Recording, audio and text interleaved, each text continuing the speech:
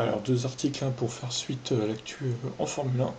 Après l'annonce aujourd'hui d'un nouveau report pour le début de la saison de F1, le patron de la Formule 1 a tenu à prendre la plume pour assurer quant à la tenue d'une saison qui restera tout de même assez conséquente avec au moins 15 à 18 courses. Au cours de la semaine dernière, la Formule 1 et les équipes de la F1 et de la FIA se sont réunies et ont pris des mesures rapides et décisives dans le cadre de notre réponse initiale à la pandémie du Covid-19.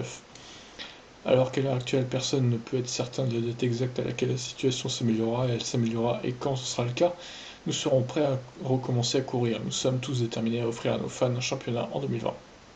Nous reconnaissons qu'il existe un potentiel important de report supplémentaire dans les courses qui reste actuellement prévu, mais nous et nos partenaires prévoyons que la saison commencera à un moment donné cet été avec un calendrier révisé de 15 à 18 courses.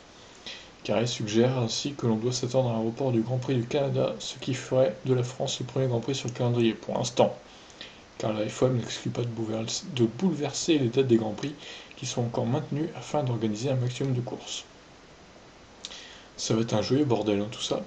Comme annoncé précédemment, nous utiliserons la pause estivale reportée à mars-avril pour courir pendant la période de pause estivale normale, et nous prévoyons que la date de fin de saison s'étendra au-delà de la fin initiale, c'est-à-dire avec des dates plutôt en décembre en fait, à la fin.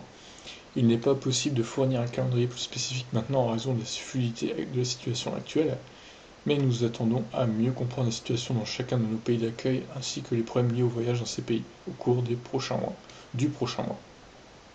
Le Grand Prix d'Azerbaïdjan est la 8e course reportée à ce jour en 2020, et avec l'avantage de l'annonce et de l'accord de principe de la FIA de geler les règlements techniques tout au long de 2021, sans aucune pause estivale et les fermetures d'usines. Reporté à mars-avril, le sport a maintenant l'intention d'utiliser la période normalement réservée pour la pause estivale et remplir certains de ces événements perdus lors de la première partie de la saison. Bon, ça on l'a vu tout à l'heure. Voilà, bon, après ça répète un peu ce qui a été dit précédemment en fait, donc je vais pas tout me taper. On poursuit avec une partie de la saison de F1 disputée à huis clos pour assurer des revenus.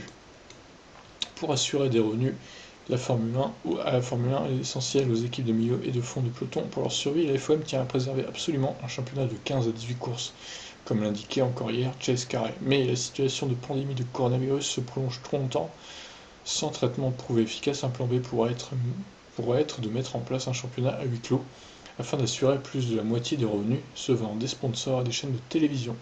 Certains pays comme Abu Dhabi ou Bahreïn peuvent se permettre d'offrir leur circuit pour cela et même de payer une partie du prix prévu pour le plateau de la F1. Peu de circuits se mettraient à disposition gratuitement selon les premiers sondages effectués par Ross Brown et ses équipes, ce qui complique la tâche pour ce plan B. La location reste une possibilité, mais cela viendrait grignoter la part de revenus déjà bien réduite.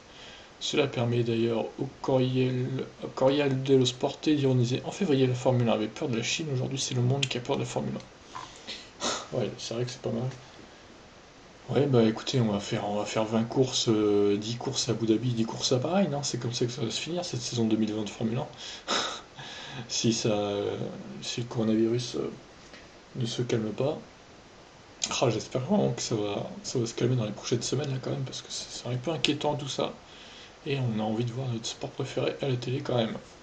Sur ce, je vous laisse réagir. Ciao.